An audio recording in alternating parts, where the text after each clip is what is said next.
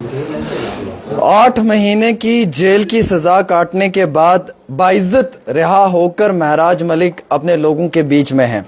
सवाल ये है कि ये 8 महीने की जेल की सजा आखिरकार एक आम इंसान को क्यों मिली? अगर जुडिशरी अदालतें ना हों तो क्या एक बेगुनाह इंसान को इतने लंबे अरसे तक जेल की सलाखों के पीछे धकेला जा सकता है? क्या एक इलेक्टेड रिप्रेजेंटेटिव को जो है वो इस तरीके से जेल की सलाखों के पीछे धकेला जाने के लिए एक ऑफिसर इस हद तक जा सकता है? ये बहुत इंपॉर्टेंट इंटरव्यू है। शायद जो बातें आज तक बाकी इंटरव्यूज़ में नहीं हुई, इस इंटरव्यू में वो सब चीज़ें होंगी और बड़े विस्तार के साथ होंगी। बहुत बहुत शुक्रिया सर, मुबारक हूँ आपको। सबसे लेट हमने इंटरव्यू किया, हमने ये मुनासिब समझा कि पहले सब लोगों से आप मुलाकात करें।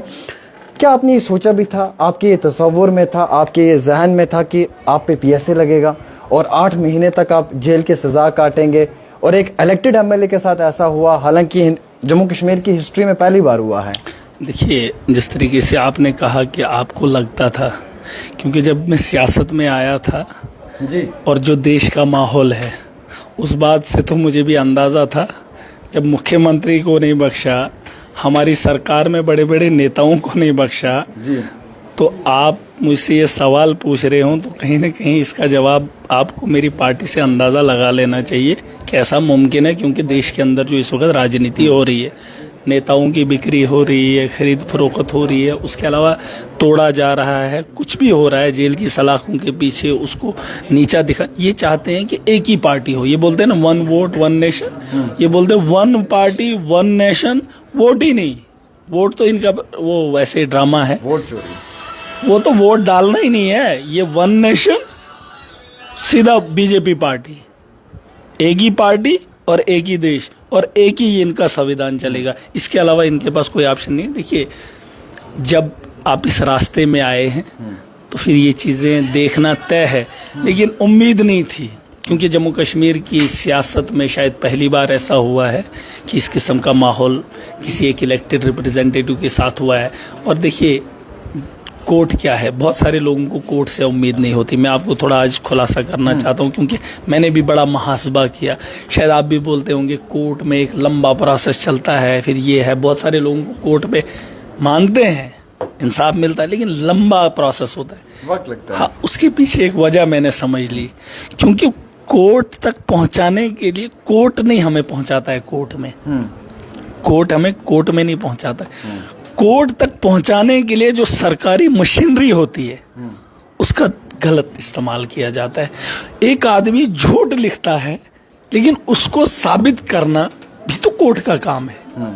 एक मुलाजिम अगर गलत लिखता है या सच लिखता है, अगर कोई इंसाफ मांगता है तो उसको साबित करने के लिए कोर्ट के पास तो बहस होनी चाहिए ना। वकील लड़ेंगे तो उसमें तो वक्त लगता है ना बहस करने में। ये तो गाँव की पंचायत नहीं है कि एक ही दिन उठा के बिठा के फैसला सुना दो, ऐसा भी नहीं है। तो कोर्ट है, यहाँ पे इंसाफ हुआ, मुझे भरोसा है।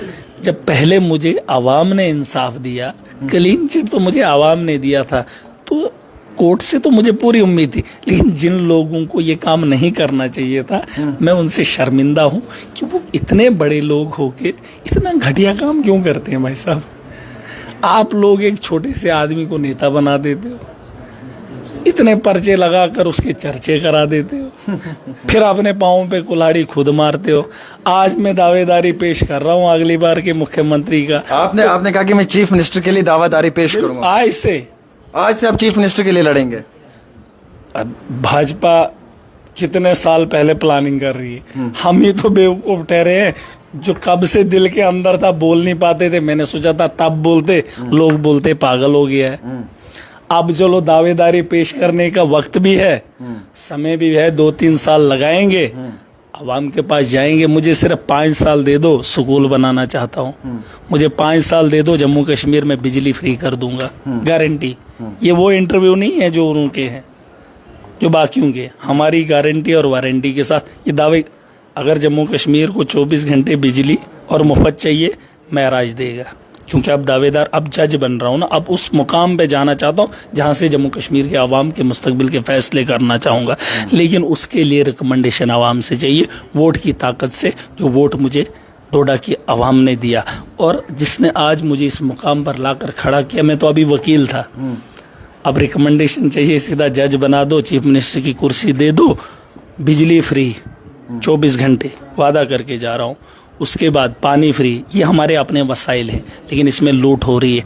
उसके अलावा बेहतर स्कूल, इंफ्रास्ट्रक्चर और बेहतर एजुकेशन वादा कर रहा हूँ। आपकी ग्राउंड पे लड़ाई, आपकी ग्राउंड, उसके अलावा हॉस्पिटल, उसमें इलाज, ये नहीं कि ढांचा बना दिया तो उधर ढांचे में बैठने वाला और इंसानों के ढांचे का इलाज करने वाला कोई नहीं होगा, बेहतर दूंगा। और गाँव के अंदर जहाँ डिस्पेंसरियाँ इनके पास नहीं है, मोहल्ला क्लिनिक हमने पंजाब में खोले, हमने दिल्ली के अंदर खोले, हर गांव के अंदर, जहाँ दूर दराज से लोग आते हैं, प्रेशर का पता ही नहीं है कितना प्रेशर है, ब्लड प्रेशर हाई हो के एक टिक्की से जान बचाई जा सकती थी, प्रेशर कंट्रोल हो सकता था, लेकिन बेचारे को पता ही नहीं चलता है प्रेशर ऊपर है कि नीचे, हकीकत है ना। एक टिक्की की वजह से और उसका पता चलने की वजह से उसकी मौत हो जाती है, और जिसका चेकअप करने के लिए घंटों सफर करना पड़ता है। हर गांव के अंदर वो सुविधाएं लाऊंगा, और ये मेरा काम है। 4 चीजों पे महराज काम करेगा। और बेरोजगारी को जो मसला है, बेरोजगारी का जो मसला है, मैंने कहा हाँ, उसके लिए पॉलिसी हम लाएंगे,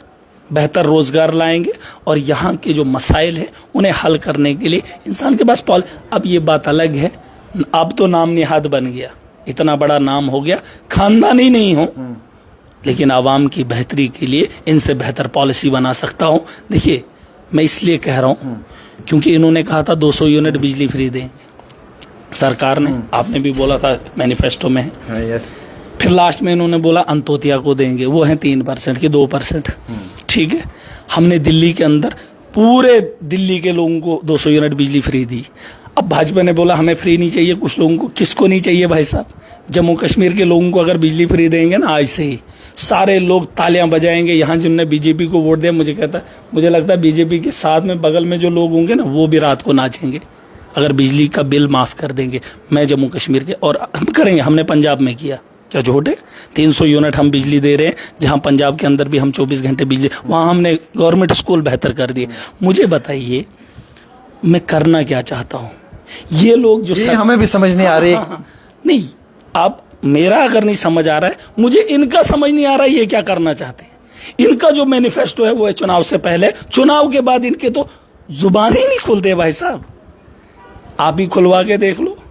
आपको लगता है महराज साहब की जो आप चीफ मिनिस्टर की दावेदारी का कह रहे हैं कि मैं चीफ मिनिस्टर के लिए अब दावा पेश कर रहा हूं और अपकमिंग चीफ मिनिस्टर के लिए जाना चाहूंगा, आपको अपने अपोनेंट में हिज़्ब इख्तिलाफ में कौन मजबूत लगता है, क्या एनसी या बीजेपी? ये लड़ाई हम लोगों की अपनी है, ये पार्टियों की थोड़ी है, ये हमारे उम्मीदों की है, हमारे विश्वासघात की है। ये लड़ाई हमें खुद से लड़नी है। जैसे लोग, मेरी आवाम ने लड़ा, उन्होंने किससे लड़ा? पार्टियों से नहीं लड़ा, उन्होंने अपनी सोच से लड़ा। जो सोच इन लोगों ने पैदा की थी वो गंदी थी। एक अच्छी सोच के, पॉजिटिव सोच के साथ, एक नई सोच के साथ, बेहतर मुस्तकबिल के लिए उन्होंने वोट किया। पहले कहते थे नेता अमीर आदमी बन सकता है, जिसका परिवार हो, जिसका बड़े बड़े लोगों के साथ उठना बैठना हो, वो उन्होंने खत्म कर दिया। एक आम आदमी को उठा के असेंबली में बिठा के, आज दुनिया के अंदर एक ही आदमी के चर्चे, इतने तो उमर साहब के भी चर्चे नहीं है जितने महराज के। आप बताओ, सच्चाई है ना? सच्चाई, ये झूठ नहीं है, सच्चाई है। अबे इनको अगर समन आ जाए, दूसरे दिन इस्तीफा दे देंगे। महराज जेल गया, लेकिन इनको लगता, अगर इनको, इनमें से किसी को जेल डालेंगे ना, आपको लगता है कि इनके लिए लोग लाठियां खाएंगे इस वक्त? आप ईमानन बोलना, ईमानन बोलना, खाएंगे। लेकिन महराज वो है, मैं जम्मू कश्मीर की असेंबली में अकेला जरूर हूं, लेकिन जब एक लीडर को इन्होंने अंदर किया कि पीछे इतने लीडर निकले, इनको पता ही नहीं था पकड़ेंगे किसको, मारेंगे किसको। इनको लगता था महराज अंदर हो जाएगा, लीडर कोई होगा ही नहीं, सारे हट जाएंगे, डट जाएंगे। ढूंढते फिरे रह गए कि इस प्रोटेस्ट को लीड कौन कर रहा है, इन लोगों को चला कौन रहा है। पता चला कि इधर सारे लीडर हैं, दंग रह गए। महराज की वो सोच है कि वोट की ताकत का एहसास जम्मू कश्मीर की आवाम को कराएं। महराज साहब, आपको जेल क्यों भेजा? सवाल मेरा मुख्तसर है। जेल क्यों भेजा ये उस आदमी से पूछे कि जिसने मुझे भेजा। अभी तो जेल से बाहर आया हूं। क्या कसूर था ऐसा आपका?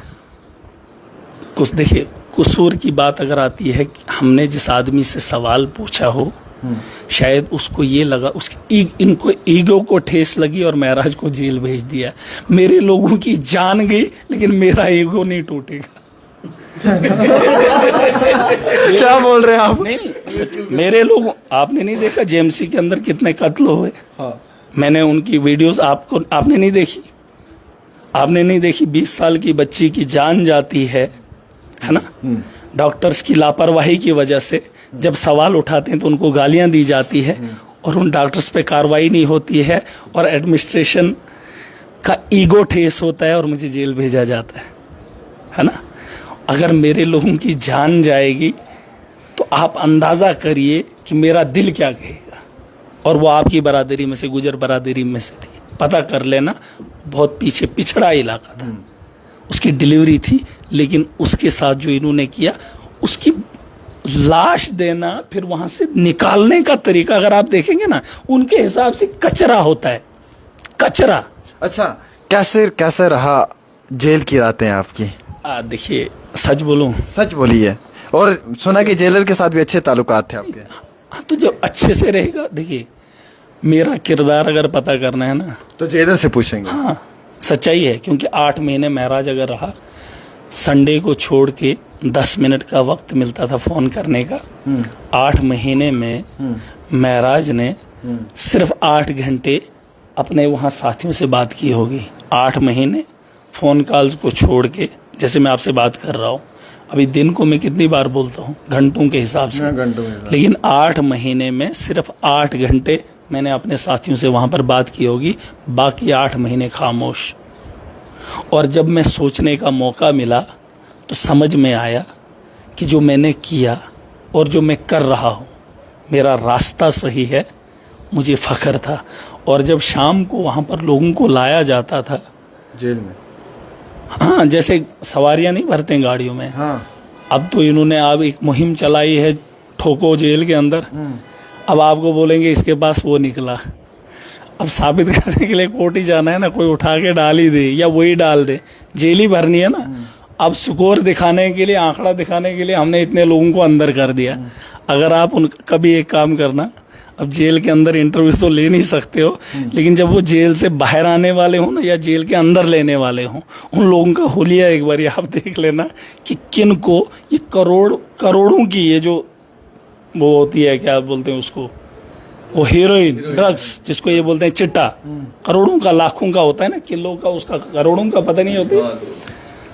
जो बेचारा रोटी 2 वक्त की खरीद नहीं सकता है, वैसे लोग चिट्टे के नाम, हीरोइन के नाम अंदर है। और बेचने वाले बाहर। नहीं, ये सच्चाई में बता रहा हूं। अगर आपको झूठ लगे, मैंने आपको बोला जिस वक्त इनको उठाते होंगे उस वक्त आप एक वीडियो बना लेना, या मुझे नहीं लगता इनको छोड़ेंगे, या जिस वक्त बाया हो सकते हैं, उसमें गुनहगार भी हो सकते हैं, मैं ये नहीं कह रहा हूँ, लेकिन उनको इस गुनाह में शामिल करने वाला वो तो सरेआम बाजारों में घूम रहा है ना। और मुझे जहाँ तक वहाँ पता चला, जब मैंने पता किया, मैं तो इस चीज़ को देखा नहीं हूँ, ये सच्चाई है, इस चीज़ को मैंने देखा ही नहीं है। जब मैंने वहाँ एक से पूछा, मैंने बोला भाई साहब ये है क्या और इसकी कीमत क्या है? उसने बोला 10-12 हज़ार का एक डोज, पता नहीं डोज है कि इतना है कि कितना है, कहता लगाने के लिए 10-12 हज़ार का वो। मैंने बोला वो खरीदता कौन है? कहता बड़े बड़े लोग। अब मुझे बताओ, एक डोज 10,000 का, 12,000 का, वो खरीदार होगा कौन भाई साहब? अगर आपकी इनकम 10,000 है महीने की, आप और मैं क्या खाएंगे हीरोइन? नहीं, आपको लगता है आप खाएंगे? नहीं, मैं खाऊंगा? चलो मेरी तो 1.5 लाख है फिलहाल, तो ये नशे के तनख्वाह, फिर भी मेरा परिवार है, मैं 100 बार सोचूंगा। अरे खाने वाला भी अमीर ज्यादा, खरीदने वाला भी, लाने वाला भी, जिसकी पहुंच वहां पाकिस्तान कहाँ से आता है? अफगानिस्तान, बाहर ही इसकी कोई डील होती होगी कि सीधा इधर दे दिया इनको, चलो जी इनको दे दो, ये बेचेंगे आगे, ऐसे होता है?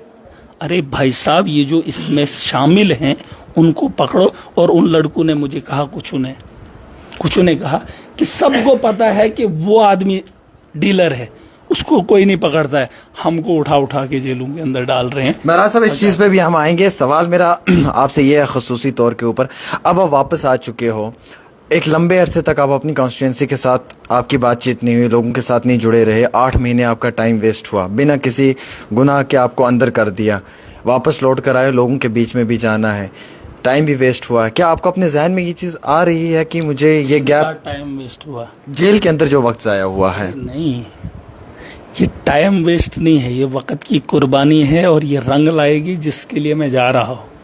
आपको क्या लगता है ये 8 में, अब मैंने जो ऐलान किया ये आपने आज से पहले सुना? नहीं सुना। आज से पहले लोग कहते थे महराज मलिक को सीएम होना चाहिए। ये तो आपने एक्सक्लूसिव हमें बोला है आज। आज से पहले लोग लिखते थे ऐਵੇਂ ही, हाँ, लिखते थे ना। हाँ। आज तो मैंने खुद बोला और आप बोल रहे हैं कि जाया हो गया। ये जाया है? अरे ये वो वक्त है जो इनकलाब लाएगा, जो जम्मू कश्मीर की बेहतरी के लिए कदम है। ये जितना टॉर्चर करेंगे ये उतना माहौल को बदलते देखेंगे और ये सच्चाई है। मुझे एक बात बताइए, उमर साहब को मौका मिला, महबूबा जी को मौका मिला, भाजपा को भी संगठन के साथ मिलकर मौका मिला, एलजी साहब भी हैं, अब साहिब ही बोलेंगे जो साहिब, वरना नाम आपका नाम है आमिर सुहेल, अब मैं साहब नहीं बोल रहा हूँ तो उससे क्या फ़र्क पड़ता है? मुझे कोई महराज साहब नहीं बोलेगा, तो मेरा नाम है महराज। साहिब लगने के लिए इज्जत कमानी पड़ती है। अब कभी कभार लगता है नाम लेना, हाँ नाम के साथ बुरा कहना वो बुरा है।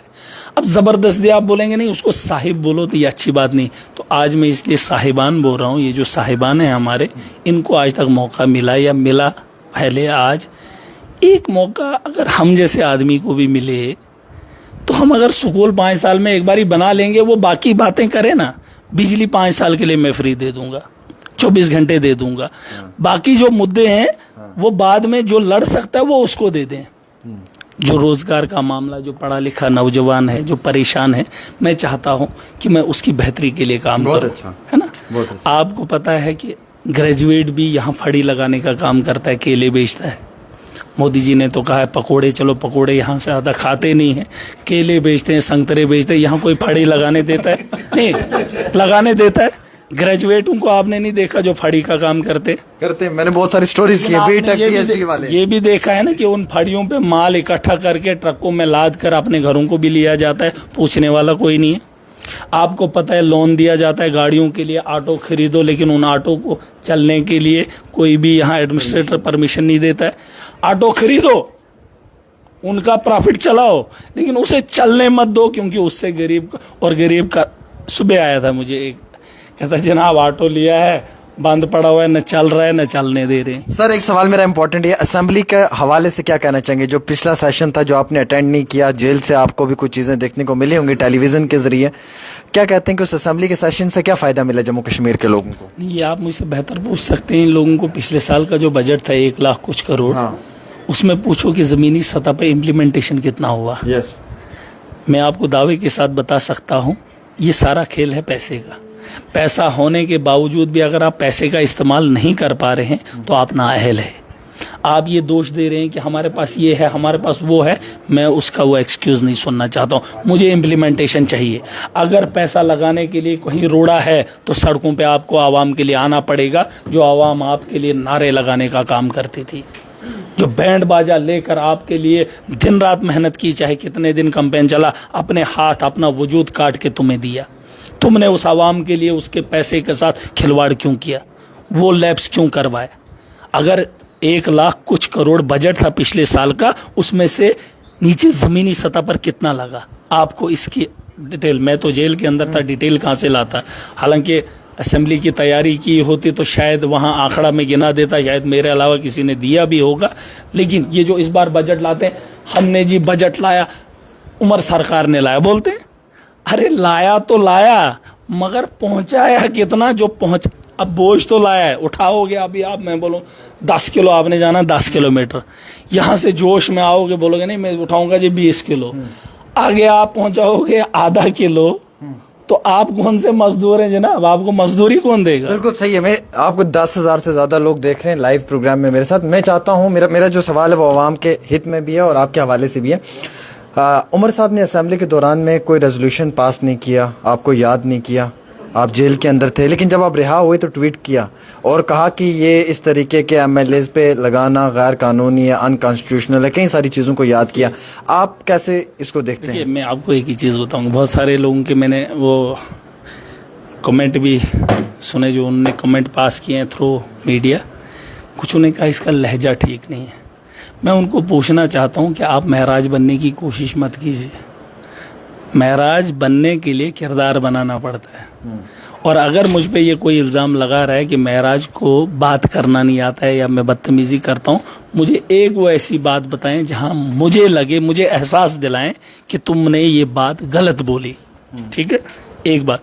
दूसरी बात, आपने कहा कि उमर साहब ने ट्वीट में ये बोला कि एक एमएलए को नहीं लगना चाहिए। अरे भाई साहब, आपके ट्वीट से देखिए कोई मर जाता है, उसके जनाजे में कोई जाए या ना जाए, उसे क्या फ़र्क पड़ता है? जब वो बीमार है, उसकी बीमारदारी के लिए उसको पैसे देने हैं। हम लेते हैं केले जो डॉक्टर ने बंद किए होते हैं, अंडे बंद किए होते हैं ना किसी को, पेशेंट को। हम जाते हैं उसके घर में, उसको देखभाल के लिए लेते हैं अंडे केले। सुनना, डॉक्टर ने उसको मना किया, वो बेचारा होता है बीमार, वो खाते हैं घर के परिवार के बच्चे, वो जो सीधे होते हैं, मतलब जो ठीक होते हैं। अरे जब बीमार के पास जाओ, उसको पैसा दो ताकि वो बीमारी के लिए दवाई लाए। हम लाते हैं फल फ्रूट जिसका मना हुआ है और वो खाते हैं चोट। वो छोड़े, इनका जो ट्वीट है, उस ट्वीट से मुझे क्या फ़ायदा जब मुझे कोर्ट ने रिहा किया।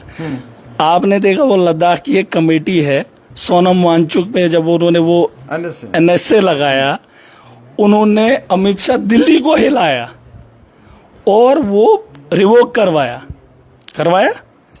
पीएस से भी रिवोक किया जा सकता था। अगर गवर्नमेंट ने लगाया था, गवर्नमेंट हटवा सकती थी। अब उमर साहब मेरे लिए ये काम नहीं कर पाए, तो जम्मू क्यों नहीं काम कर पाए, क्या लगता है आपको? ये उनसे पूछ लीजिए ना। आपको क्या लगता है? आप बहुत समझदार हैं। मुझे बताइए, पीएस से क्वैश होने से पहले रिवोक भी होता है, हटा देते हैं। हाँ। तो उमर साहब इतना तो करवा सकते थे। अमित शाह मोदी जी से बात करते हैं फोन पे, अमित शाह जी से बात करते हैं, एलजी साहब से बात करते हैं। यही तो 2-3 लोग थे, इनको बोल के यार हटा दो, अपना बंदा एमएलए बेचारा काम करेगा, इसको लोगों ने वोट दिए।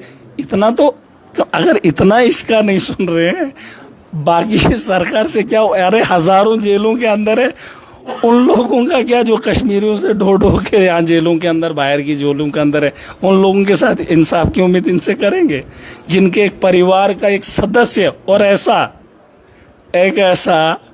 जो इनसे ज्यादा चर्चों में पूरे देश विदेश में है, उसके लिए कुछ नहीं कर पाए। ट्वीट तो ट्रम्प भी करता है यार, वो दिन के 50 करते ट्वीट से थोड़ी जीत होती है। उसने एक बार लिखा कि मैंने उसको मादुरो को उठा लिया, ईरान को बोला कि अब दूसरे दिन, उसने सोचा चौथे दिन मैं अब ट्वीट करूंगा। उसमें ईरान ने बताया, ये सुने ये ट्वीट से जंग थोड़ी जीतते हैं और ट्वीट से महराज को जेल से थोड़ी निकालना। सुनिए, अगर ये चाहते तो असेंबली चलने से पहले एक रेजोल्यूशन पास करते। हम चाहते हैं कि महराज साहब को जेल से लाया जाए, असेंबली के सेशन में ही लाया जाए, या मेरी कॉन्स्टिट्यूंसी में जाकर लोगों की हमदर्दी दिखाते, भाई साहब आपका एमएलए जेल में बंद है, बताओ आपके क्या क्या मसाइल हैं। कुटवा के, इतना ठुकवा के है, आज ट्वीट करेंगे 2 लाइनों का और आप मुझे बोलेंगे कि क्या किया। कई सारे लोग कहते हैं महराज मलिक जब जेल से रिहा होगा तो नरमी होगी, लेकिन वही पुराने वाला है। अब याद आ रहा है, अब थोड़ा मैं जेल में था ना, एक अच्छी बात बताऊंगा। पिछले दिनों गर्मी बहुत हो गई तो गर्मी से मुझे दाने निकलना शुरू हो गए। फैन चालू था तो एक पुलिस वाला आया, कहता महराज साहब आज बहुत गर्मी। मैंने बोला हाँ यार, मैं भी परेशान हूँ, आज गर्मी बहुत है, पर करूँ क्या? थी भी बहुत ज़्यादा गर्मी पिछले कुछ दिनों से। कहता यार आपके पास कूलर है, लगा क्यों नहीं रहे हो? मैंने बोला मुझे तो ये ख्याल ही नहीं आया, चीज़ बगल में थी, कूलर पास में था, लेकिन वो दिमाग काम नहीं कर रहा था। बात वो नहीं है, अगर उन्होंने वक्त पे काम किया होता ना, लड़ाई लड़ी होती, फिर अगर फैसला ना हो ना मेरे हक में, लड़ना ज़रूरी है। ये लोग मेरे लिए नहीं लड़े, लोगों के लिए क्या करेंगे? और इनसे उम्मीद करना आपको भी। कई सारे लोगों ने कहा कि महराज मलिक जेल से आएंगे तो नरमी होगी। नहीं, लेकिन वही बात मैं कह रहा हूँ। और आपको लगता है ये जो जेल में मुझे डाला ना, आपको क्या लगता है ये बीजेपी वालों ने डाला? हर आदमी क्रेडिट ले रहा, मुझे नहीं पता मुझे किसने डाला, ये सच्चाई है। लेकिन एक बात मुझे पता है किसकी वजह से गया हूं, ये मैडम सकीना इत्तू जी की वजह से। अगर उसने डॉक्टरों को यूनिफॉर्म पहनवाई होती, क्योंकि यही काम करना था ना, मुझे डॉक्टरों की इससे परेशानी थी। और वहाँ हॉस्टल के अंदर वहाँ साफ सफाई नहीं थी, पेशेंट की केयर नहीं हो रही थी, लोगों के वहाँ से डेड बॉडी निकलती थी। मैंने उसको चिट्ठी लिखी, नहीं माना। मैंने उसको फ़ोन किया, नहीं माना। एक ऐसी औरत के पास, एक ऐसी महिला के पास, बात समझना, ऐसे डिपार्टमेंट दिए हैं, उसमें एजुकेशन है, उसमें हेल्थ है, जिसकी ज़रूरत जम्मू कश्मीर को है। अगर मैं बोलूँगा ना सकीना इत्तू की वजह से ऐसा हुआ, बोलेंगे ये औरत के खिलाफ बोल रहा है। अरे पोस्ट भी तो है उसकी, पोस्ट नहीं है। हेल्थ क्या है, मजाक है, एजुकेशन मजाक है। और जिसका ठप्पा क्यों नहीं रखेगा उमर अब्दुल्ला अपने पास? फिर उसको बोलेंगे, मर्दों को बोलना आसान है, औरत के बोलोगे, मैं बोलूंगा सकीना इत्तू जी तुमने क्यों नहीं किया, उसकी जिम्मेदार तू है। बोलेगा देखो बदतमीजी से बात कर रहा है औरत से। अरे औरत है, जिम्मेदार तो है। मैं अब इनने वो रखी है मोहरा, अब मुझे मुंह तो लगना है उससे, क्योंकि उसने डॉक्टर दिए नहीं है, वो डॉक्टरों से काम नहीं ले रही है, वो पोस्ट किस लिए। एक बार अब अगर ये बीच में मुझे या मंत्रालय या खुद अपनी दे देना, खुद अपनी ये दे देना एक बार, अगर मुझसे नहीं होगा मैं इनको बोलूंगा भाई साहब आपने ठीक किया। अरे क्या मतलब है कि हम एक आदमी से अपने पैसे से काम नहीं ले रहे, आप मजदूर घर पे लगा रहे हैं। वो बोलेगा मुझे बैठना है जी, मैं बीमार हूं, मुझे चक्कर आ रहा है, पैसे देंगे आप? नहीं, अरे सुन तो ले, मसला ही यही है, आपने घर का काम कराना है। वो मजदूर बोलेगा नहीं भाई साहब आज मुझे चक्कर आ रहा है, मुझे थोड़ा सोने दे, पैसे दोगे? नहीं देंगे। अरे ये हमारे टैक्स का पैसा ले रहे हैं। नौकर ये कभी समझते ही नहीं है। जब फार्म लगाते हैं ना, कोई भी मुलाजिम जिसको लगना हो, बोलते यार मुझे नौकरी का फार्म भरना है, बोलते तो हैं नौकरी का फार्म लगाना है, लेकिन जब कुर्सी पे बैठते हैं ना तब कोई नहीं बोलता मैं नौकर हूं, तब ये सब के सब बाबू बनते हैं। बिल्कुल। आपसे एक आखिरी सवाल, अगर उमर साहब या हुकूमत आपको 2 दिन के लिए सीएम के ओहदे पे लाए तो क्या आप तब्दीली ला सकते हैं? एक ही दिन, एक दिन के लिए, लेकिन उसमें एक शर्त है, बजट का दिन और बजट की जिम्मेदारी मेरी। बजट जो पैसा है जम्मू कश्मीर का, वो दिन नहीं, एक जो वो एक मूवी बनी थी वो एक दिन, वो नहीं, बजट का दिन एक दिन बता दे। मैं इसमें प्लानिंग के लोग होते हैं, बड़े बड़े लोग होते हैं, लेकिन एक दिन मुझे दे दें, जम्मू कश्मीर का जितना पैसा है, जितना पैसा, उसकी जिम्मेदारी मुझे दें, मैं अपने लोगों को साथ में रखूंगा। और जम्मू कश्मीर का हुलिया अगर 1 साल के प्लान में नहीं बदल पाया, महराज को बोलना कि आपकी बस की बात नहीं। चलिए बहुत बहुत शुक्रिया। और एक बात जरूरी है, अब जब औरतों की बात छिड़ी है तो भाजपा भी ये कुछ वो वुमेन में था नहीं, अब थोड़ा दिल अंदर तो वुमेन रिजर्वेशन को लेकर ये तो बात बहुत जरूरी है। कितने लोग देख रहे हैं भाई? 10,000 लोग। ये वुमेन रिजर्वेशन पे बड़ी चर्चाएं हुई देश के अंदर। भाजपा रैली निकाल रही है, पूरे स्टेट्स के अंदर निकाल रही है कि जाओ जी बताओ अपोजिशन ने वोट नहीं दिया, ये जी औरतों के खिलाफ है। बोल रहे जी, सही बोल रहे। अब मुझे एक बात बतानी है, अपोजिशन में पता नहीं ये लोग बात क्या कर रहे हैं, काम क्या कर रहे हैं, लेकिन मोदी जी से एक ही बात पूछना चाहता हूँ, लेकिन ये कट करके उन तक पहुंचा देना। मोदी जी 250 औरतों का अपमान नहीं चाहिए हमें। 250 औरतों की बात है ना, सीटें 250 हैं क्योंकि महिलाएं एमपी बनेंगी, यही बात है। उसमें डिलिमिटेशन जो जम्मू कश्मीर के अंदर किया, उसका मैंने जब तब बोला था जब ये डिलिमिटेशन की एक टीम आई थी किश्तवाड़ के अंदर, वो अगर मैं चाहूँगा कि मेरे लोग उसको देखेंगे, वो डिलिमिटेशन जो किश्तवाड़ के अंदर हम डेपुटेशन लेके गए थे, उस दिन मैंने बात बोली थी, सेम वही बात डिलिमिटेशन की ये लोग करते। लेकिन उससे पहले जिन महिलाओं का अपमान ये भाजपा समझती है और पूरे देश के अंदर प्रचार कर रही है, मोदी जी तक एक बात पहुंचा देना है। बोलना 2009 में सेंसस हुई सोशो इकोनॉमिक, फिर 2021 में नेशनल पॉपुलेशन की एक सर्वे होती है सेंसस, उसमें भी लोग छूट जाते हैं। दोनों सेंसस में नेशनल पॉपुलेशन ठीक नहीं हुई थी, सोशो इकोनॉमिक ठीक हुई थी, उसमें स्ट्रेंथ ज्यादा थी, लेकिन उसको एक्सेप्ट गवर्नमेंट ने नहीं किया। वो अच्छी हुई थी, वो डोर टू डोर हुई थी, उतनी भी नहीं, लेकिन फिर भी ठीक। जो नेशनल पॉपुलेशन थी उसको इन्होंने एक्सेप्ट किया, क्योंकि वो घर बैठे मुलाजमों ने की थी। सुनना मेरी बात, ये जो वुमेन्स की बात कर रहे हैं ना, हर घर के अंदर सिर्फ मर्द नहीं होता है, सिर्फ मर्द होता है, औरतें भी हैं। अरे औरतें भी घर के अंदर होती हैं, तभी वो घर होता है। जहां मर्द होता है वहां औरतें भी होती हैं, और उसी को घर बोला जाता है। इनको सेंसस करनी थी 2021 में। डिलिमिटेशन का इनको बड़ा शौक है। ये वुमेन रिजर्वेशन में शायद आपने ना इन्होंने बोली होगी ना, ये बोलेंगे, और जो मैं बोल रहा हूं वो देश तक अगर पहुंच जाए पूरा देश मानेगा इस बात को। मैं चाहता हूं कि वो जो सेंसस करनी थी तुमने वो की नहीं।